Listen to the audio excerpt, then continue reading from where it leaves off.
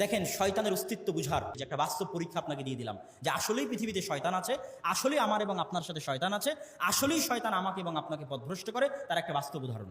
ফজরে যাদের ঘুম ভাঙে আর যাদের ঘুম ভাঙে না, তারা পরীক্ষা করে দেখবেন।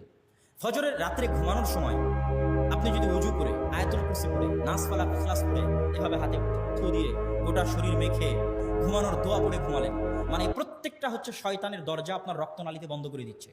প্রত্যেকটা আয়াতুল কুরসি পড়ে নাস ফালাক ইখলাস পড়ে হাতে থুথু দিয়ে গোটা শরীরে মাখলেন, মানে আপনার রক্তনালী শয়তানের জন্য বন্ধ হয়ে গেল। উজু অবস্থায় আছেন, 2 রাকাত সালাত আদায় করে আপনি ঘুমানোর দোয়া পড়ে ঘুমাচ্ছেন, মানে তখন আপনার শরীরে কে নাই? শয়তান নাই। এখন ফজরের সালাতে আপনার জন্য ওঠা সহজ হবে, আপনি পরীক্ষা করবেন। শয়তানের অস্তিত্ব বুঝার জন্য আপনাকে পরীক্ষা দিলাম। আরেক দিন আপনি অজুও করলেন না, সালাতও আদায় করলেন না, নাস ফালাক ইখলাসও পড়লেন না, আয়াতুল কুরসিও পড়লেন না, ঘুমানোর দোয়াও পড়লেন না, মোবাইল চালাতে চালাতে ঘুম চলে গেলেন। আপনার শরীর কার কন্ট্রোলে? শয়তানের কন্ট্রোলে। পরীক্ষা করে দেখবেন।